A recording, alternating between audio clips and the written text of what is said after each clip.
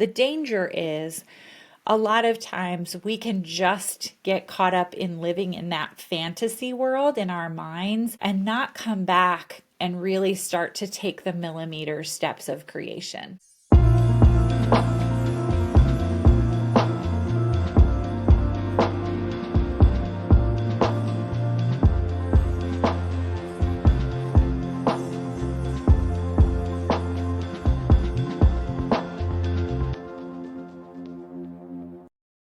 Well, hello and welcome back to the Amanda Kaufman Show. And we are continuing our series on the coaches that don't suck.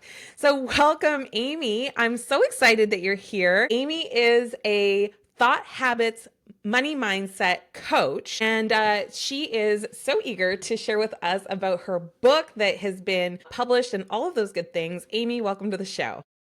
Thank you. I love the title. I'm really excited to be in this group. Yeah, right. This is a prestigious club of the coaches that don't suck. And so for the listener, Amy, why don't you take 30 seconds and just let us know, who do you work with? What do you do? What's your core expertise? Sure. I'm celebrating my 8-year anniversary almost today. It's tomorrow of starting Amy Kemp Inc. And at the beginning of this work, I thought I was just going to do a little something on the side and pull together some incredible women and use the assessment tool called the Habit Finder and the curriculum that corresponds with it to guide them through the process of replacing habits of thinking that aren't serving them or that could be holding them back. And it more quickly than I ever could have anticipated or dreamed, became my full-time work as I saw the impact this kind of deeper change had on people's businesses and on their lives and on their careers. So it's been a really amazing, unexpected journey. You've said it's unexpected.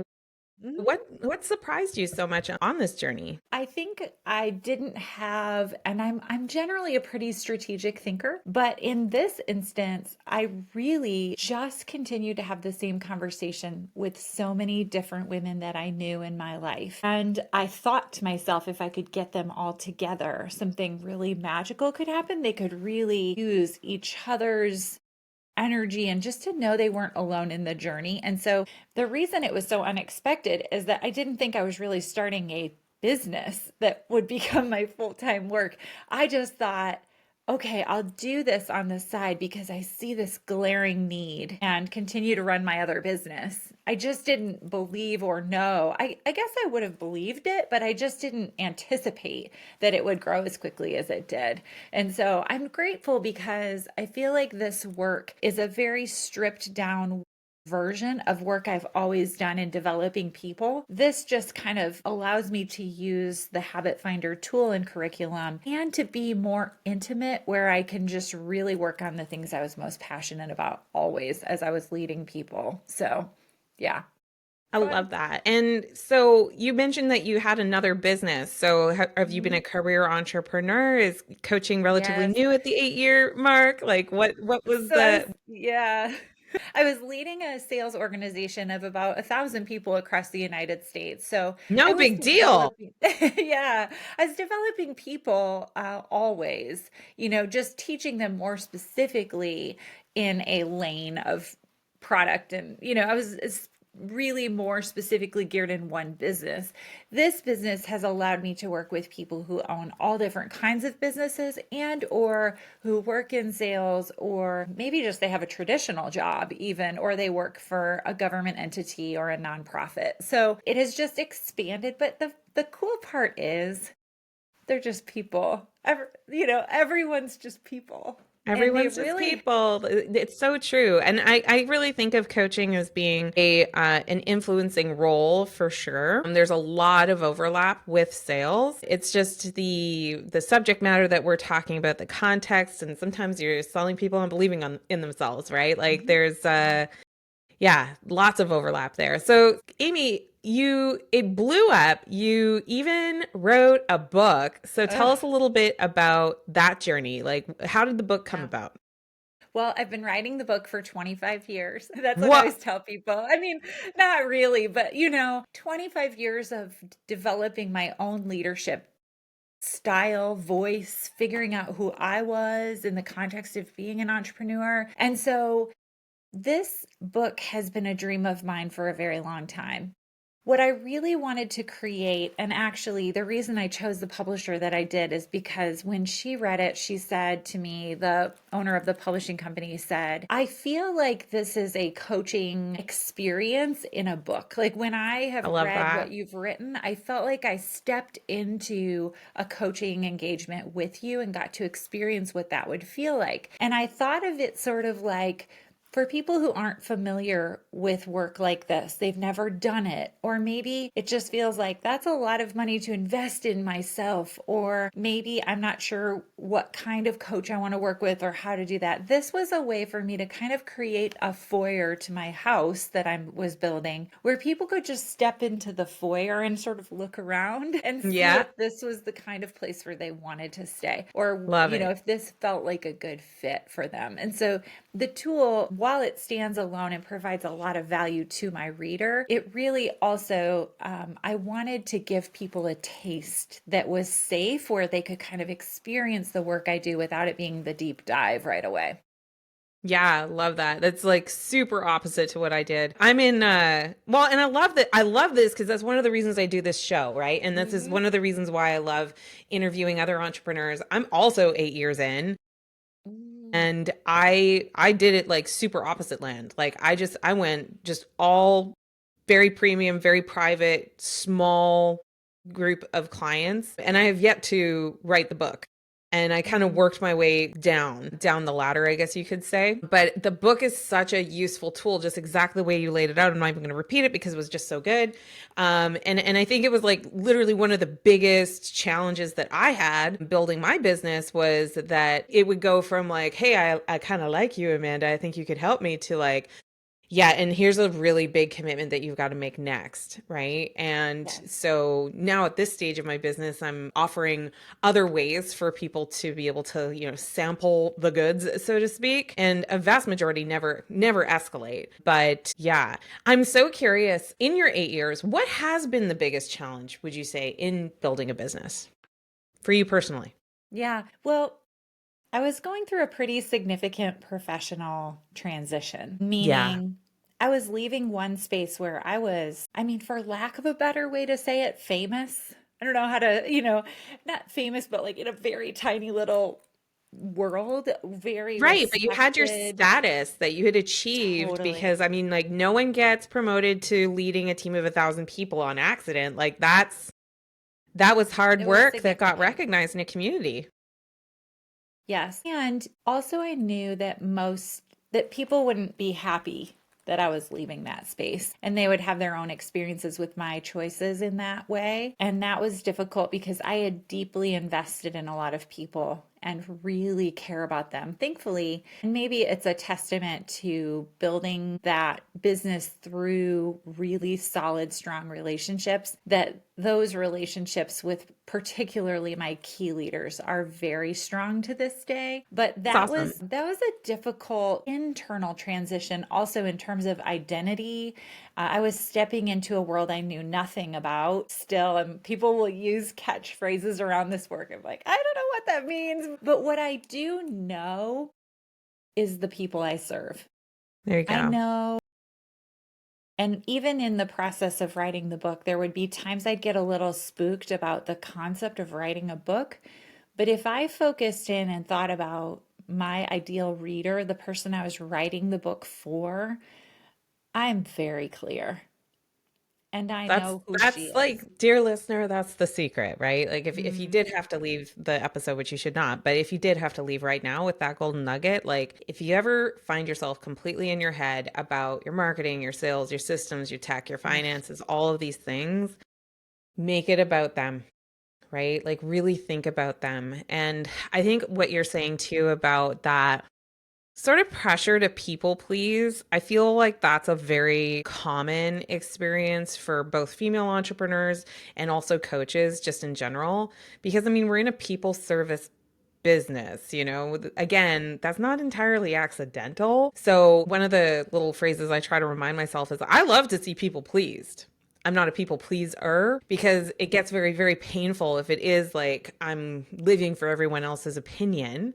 You can't and make a great transition into the next thing. And even once you make that transition into the next thing, if you're worried about pleasing the people who were with you on like super ground zero, and now you're leveling up to that next level as a business owner, and you're like, oh, I don't want to change anything, but you must if you're going to level up to that next place. That people pleasing energy is definitely something that holds a lot of us back. So thanks for Yeah, sharing that. of course. So Amy, tell us a little bit about the book itself. Mhm. So what's it? Who is it really perfect for, and what's to talk Yeah. about?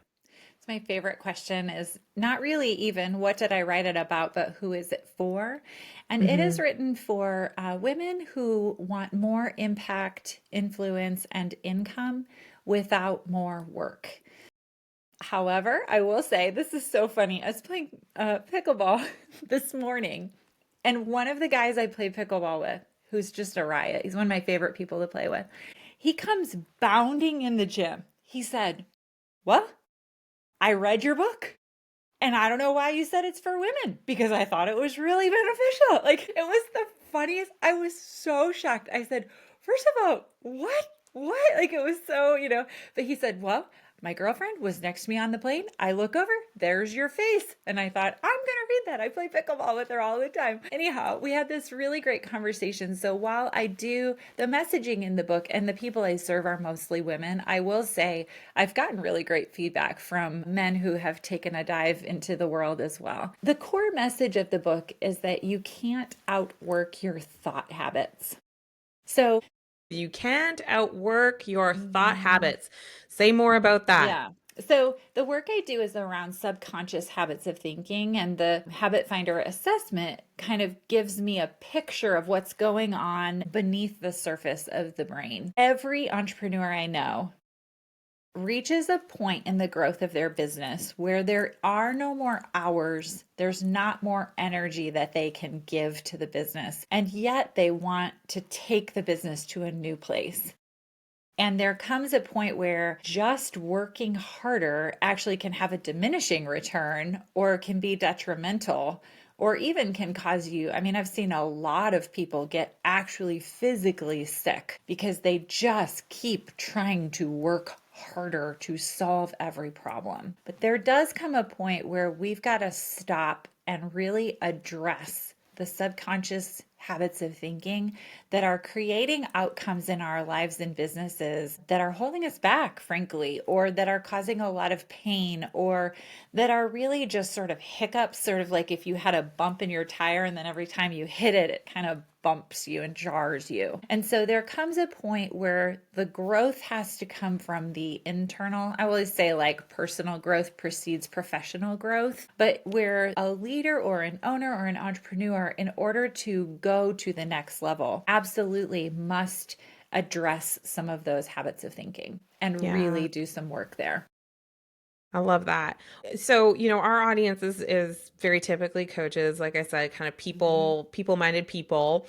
Yep. What would you say are some of the top thought pattern habits that you see holding, for example, a coach back from their next level of success, whether it's getting their next 5 clients or it's, finally offloading some things to systems or to a team? Like, what do you see get in the way the most? Okay. One that I love to talk about is that a lot of entrepreneurs are fantastical thinkers where their brains can very vividly see what it is that they want to create in the future.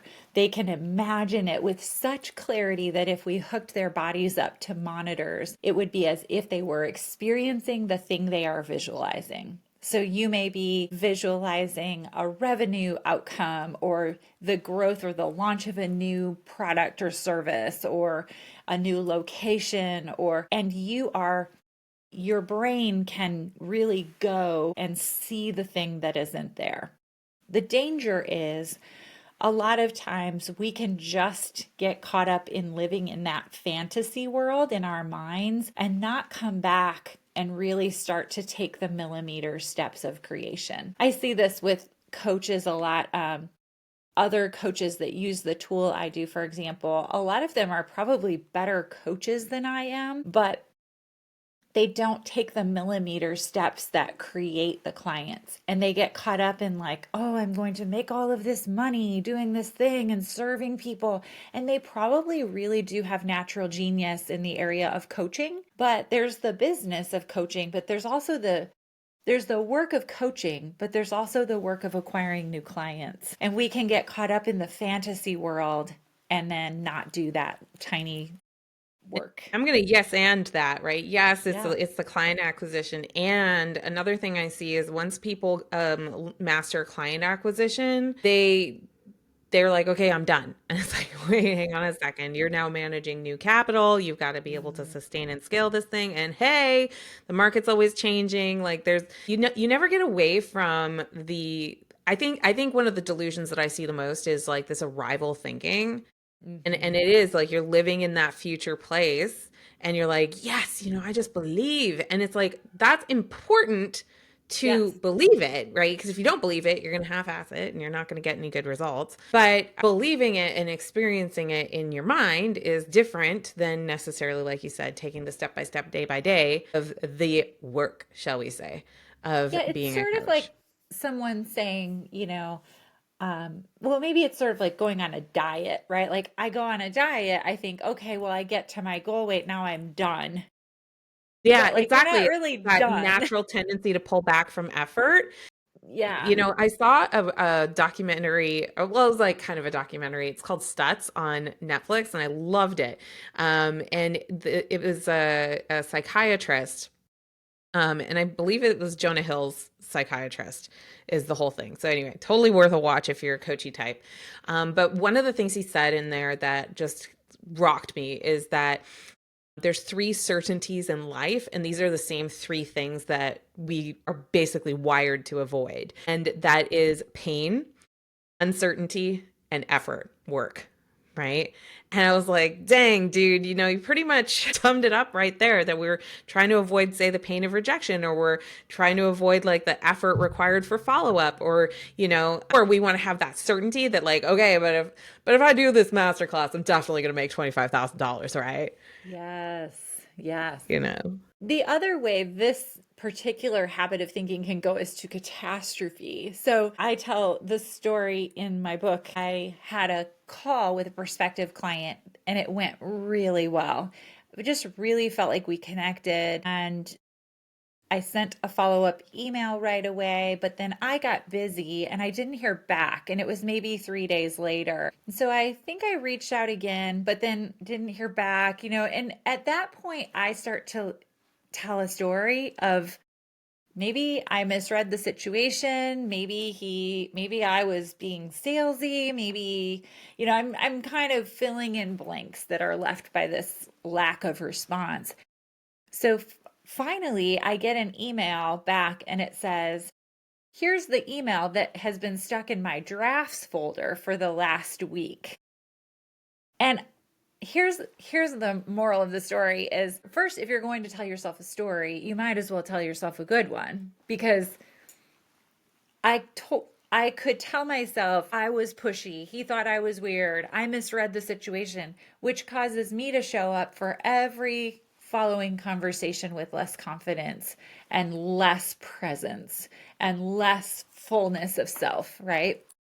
Or I could say maybe it got stuck in his drafts and I just haven't heard back from him because of that, Yeah, right? yeah. Either could be true. And it turns out that the story that, we ended up working together for 2 years. But I think a lot of times our brains can fill in with catastrophe and whether that even is true or not. And we spend all this time in these made up scenarios of things, bad things that could happen. And our brains are so fast to get there instead of Hmm. being present in the moment and showing up fully for the thing that's right in front of you, the conversation you're having in this moment, the email you're sending right now, the marketing material you're writing today, just being fully in the moment of the work you're doing. So good. So good. Amy, what is the best way for people to follow you? Yeah, I love Instagram. So Amy Kemp Inc. is my Instagram handle. That's a fun, fast, easy way to find me and just sort of follow along with things I'm learning as I'm sharing them as I'm going. So that's the easiest way. I also would invite you into my foyer of my book. It is titled I See You, and you can purchase it anywhere you get books. So Amazon, Bookshop, Barnes and Noble, and then the Audible is my voice. So I did read it. So if you are a listener of books, I've had a ton of great feedback about listening to this particular book. There's a lot of story and it's a conversational book. So it does work well on Audible. That's amazing. That's so good. And hey, listener, don't forget to hit that subscribe button so you don't miss another episode. And go ahead and leave a 5-star review. Amy showed up. She was bringing you the exact secret sauce. I loved it. Really good episode. But that review really, it helps people choose to listen to this podcast. And we always appreciate you taking the 30 seconds to do that. And also, if you've got some friends that are, working on their confidence, they're building their next phase of their business, this is a nice, short, punchy episode to share with them. So go ahead and share this with 3 of your friends. We'll see you on another episode, and take care for now.